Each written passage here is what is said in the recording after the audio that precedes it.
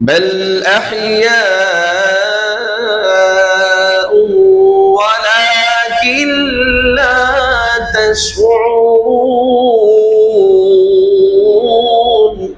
আসসালামু আলাইকুম ওয়া রাহমাতুল্লাহি ওয়া বারাকাতুহু। দেশের বাহিরে এবং ভোলাবাসী যে যেখান থেকে দেখছেন, সুন্নাহ ইবাজার নিবেদিত গল্প কথায় জীবনের ছন্দ অনুষ্ঠানে আজকে আমাদের অতিথি হয়ে এসেছেন বিশিষ্ট কারি, জাতীয় পর্যায়ে পুরস্কার প্রাপ্ত হাফেজ রাকিবুল ইসলাম। আমাদের এই অনুষ্ঠানে আপনাকে স্বাগত। আসসালামু আলাইকুম। ওয়ালাইকুম আসসালাম। আসসালামু আলাইকুম। আপনি কেমন আছেন? আলহামদুলিল্লাহ, আল্লাহ ভালো রাখছে। আলহামদুলিল্লাহ। মাহে রমজানে সব মিলিয়ে আপনার দিনকাল কেমন যাচ্ছে? আলহামদুলিল্লাহ, শুকরিয়া। আপনার ভাই বোন কতজন, বাবা মা আছে কিনা? জি, আমার আব্বাও জীবিত আছে, আম্মুও জীবিত আছে, আলহামদুলিল্লাহ। আমরা 2 ভাই 3 বোন। আপনি কততম? আমি দ্বিতীয়, আমার বড় ভাই আছে। পড়াশোনার বিষয়ে একটু জানতে চাই।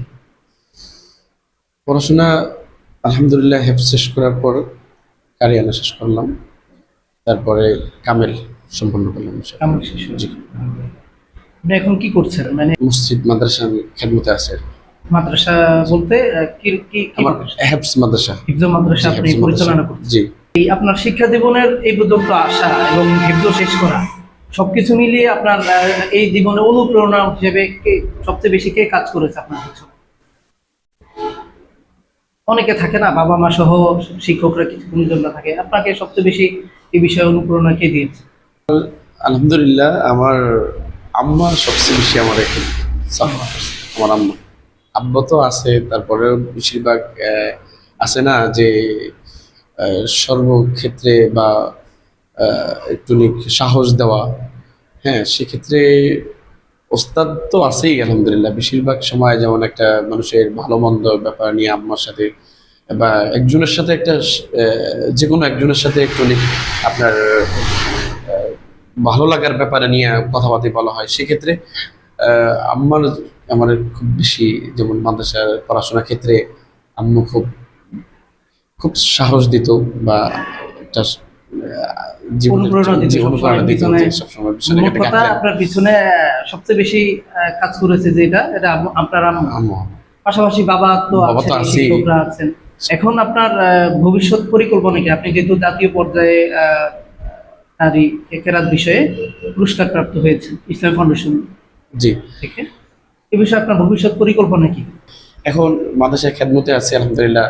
আমার আশা যে আমার দ্বারা যে আমি যে অন্য কেউ যেমন আমার ছাত্র আছে তাদেরকে আমি কেরাত শেখাই। আলহামদুলিল্লাহ চেষ্টা করি যে তারাও ভালো পর্যায়ে যেতে পারে, দেশের বিভিন্ন জায়গায় যে আল্লাহ তাআলার কোরআন যে ছড়িয়ে দিতে পারে, সুললিতভাবে কণ্ঠ দিয়ে পড়তে পারে। জি, এরকম আমার চিন্তা। সেক্ষেত্রে আপনি এরকম কোনো একাডেমি করার চিন্তা ভাবনা করতেছেন কিনা, না হিফজখানার যে হিফজ মাদ্রাসার যে পরিবেশ তার মধ্যে দিয়ে আপনি কেরাত প্রশিক্ষণটা চালিয়ে যেতে চান, নাকি আলাদা কোনো প্রশিক্ষণ কেন্দ্র করতে চান, এরকম চিন্তা আছে কিনা? যে আলাদা বা যারা শিখতে চায় যে আমি কেরাত শিখতে চাই ভালোভাবে, বিশুদ্ধভাবে সুন্দরভাবে আমি কেরাত পড়বো, কোরআনকে আমি সুললিত কণ্ঠে পড়তে চেষ্টা করে, সেক্ষেত্রে এরকম যদি একটা থাকে আলাদা একটা, এরকম আপনার পরিকল্পনা আছে কিনা যে সপ্তাহে একদিন বা সপ্তাহে 2 দিন আপনি শুধু কেরাত শিখাবেন? যে এরকম আমার এরকম চিন্তা আছে, কিন্তু আমি এরকম যদি এরকম হয় ইনশাআল্লাহ এরকম ভাবে চেষ্টা করবো যারা শেখার জন্য আশা করে বা অন্য কোথাও যদি আপনার প্রশিক্ষক হিসাবে যদি হয় তাহলে আমি চেষ্টা করবো। জি, আমি তো এমনিতেই হেফজখানে আমার মাদ্রাসায় ছাত্রদেরকে দিই, আলাদাভাবে যেরকম অনেকে আছে না শেখার জন্য চেষ্টা করে কিন্তু পায় না, ওরকম ভাবে আর কি চিন্তা। সেটাই আমার জানা। আরেকটা বিষয় সেটা হচ্ছে আপনার এই শিক্ষা জীবনে হিফজ থেকে শুরু করে হিফজ, তারপরে আপনার মাদ্রাসা, এই এই আর কিছু মক্তব, আর কিছু পর্ব থাকে। সব জায়গায় কিছু না কিছু শিক্ষক প্রিয় থাকে।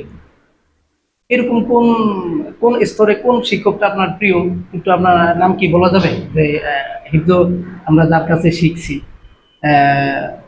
এই হুজুর আমার খুব প্রিয়, এবং এই একাডেমিক এই লাইনে এই হুজুর আমার খুব স্নেহে বা আমাকে আমার ওস্তাদ? হ্যাঁ, হিফজ লাইনে আপনার প্রিয় শিক্ষক?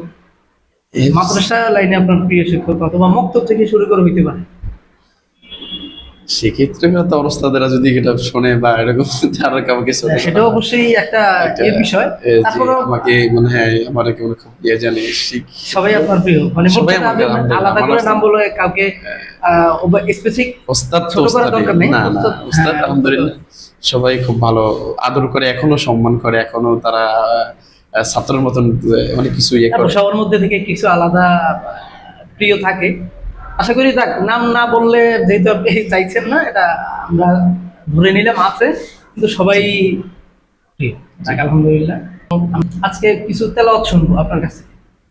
আপনার যেহেতু জাতীয় পর্যায়ে আপনি পুরস্কার প্রাপ্ত হয়েছেন এবং জাতীয় বিভাগীয় পর্যায়ে আপনার সেই কেরাতগুলো আমরা একটু শুনবো, পাশাপাশি শেষে একটু আবার একটু কথা বলে বিদায় নেব ইনশাআল্লাহ। আমরা একটু কেরাত শুনতে চাই এই মুহূর্তে। أعوذ بالله من الشيطان الرجيم. بسم الله الرحمن الرحيم.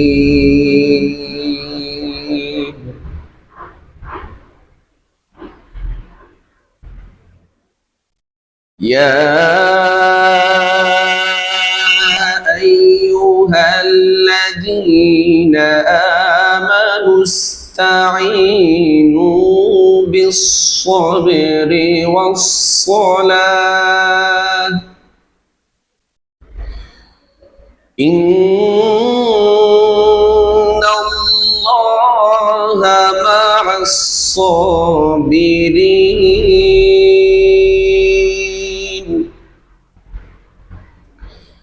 ولا تقولوا لمن يقتل في سبيل الله أموات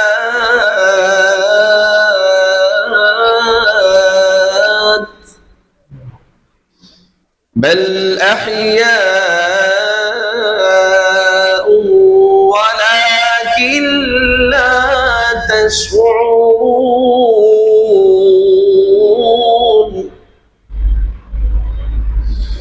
ولنبلونكم بشيء من الخوف والجوع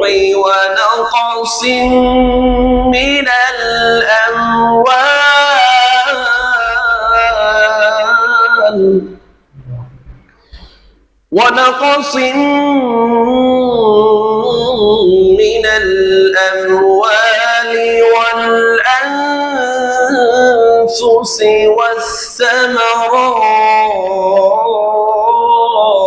والثمرات وبشر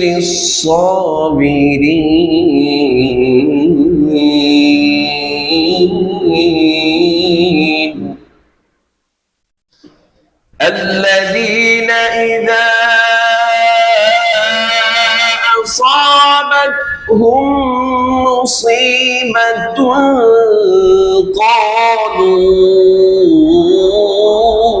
إنا لله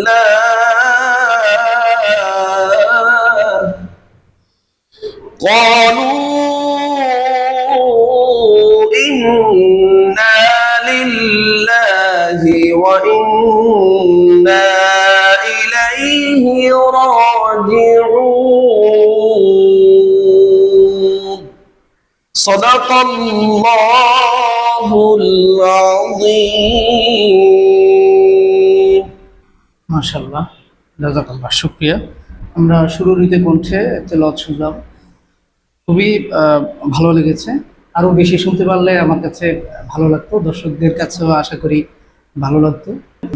যেমন আমি আমার বিষয়টাই বলি, যে সময় পড়াশোনা করতাম মানে ওস্তাদকে খুব একটা ইয়ে করতাম যে আল্লাহ, আমার মনে হয় এই কারণে বা আমার একটা চলার কারণে মনে হয় ওস্তাদ খুব মানে রাগ হয় যে আমি কোনো বেয়াদবি করি কিনা, মানে এরকম একটা ভীতু কাজ করতো।